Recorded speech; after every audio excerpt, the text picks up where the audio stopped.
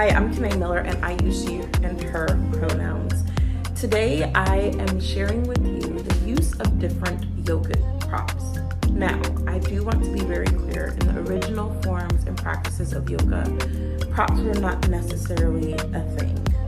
Although the practice is accessible, or is meant to be accessible for everyone and every body, shape and size, skill level and ability level, we also know that oftentimes the way that yoga is demonstrated or guided does not necessarily make the practice accessible for each person. So my intention of this session is to be able to demonstrate and show to you what the use of props can do for you in your practice, beginning with the most common props and then even some that we may or may not have heard of. In this series, you'll learn what the use of a yoga mat could be like, the use of a chair, the use of a yoga strap, a meditation seat or cushion, a block, and even yoga jellies.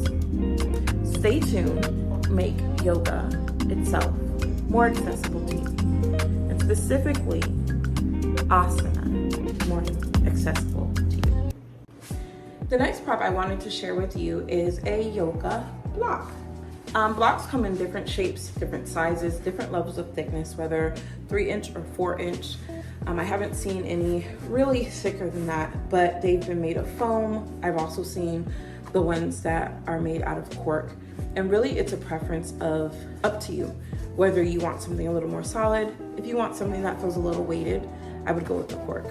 But if a yoga block is not accessible to you or you don't have one, again, do not feel the need to rush out and purchase one. Just use the things that you have around you.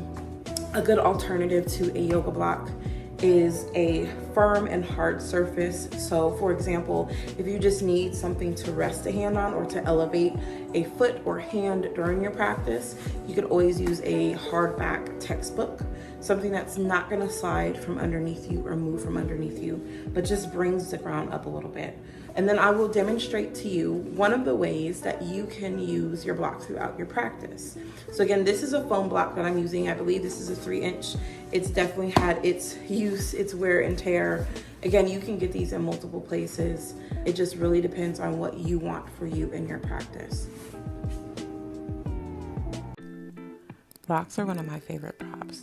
As shared, you can use a foam block or a cork one, but they have 3 different levels to assist you in your posture. So here, the length of the tall block is assisting me with bringing the floor up. This is for someone who has tight hamstrings or calves that can't quite reach down to the earth or any other challenges as they're moving through their practice. As you'll notice here, I use the block to help bring the earth up so I'm able to still come into the posture but not have to touch all the way down to my mat or on the ground. This allows me to hold it longer and fully extend into the posture.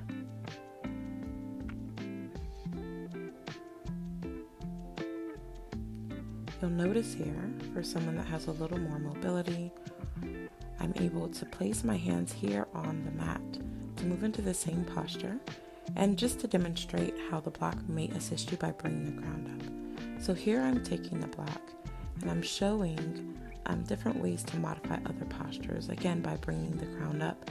Perhaps you're in a half lunge or a lunge and reaching your mat, the hips are awfully tight or the lower back is not interested in participating today.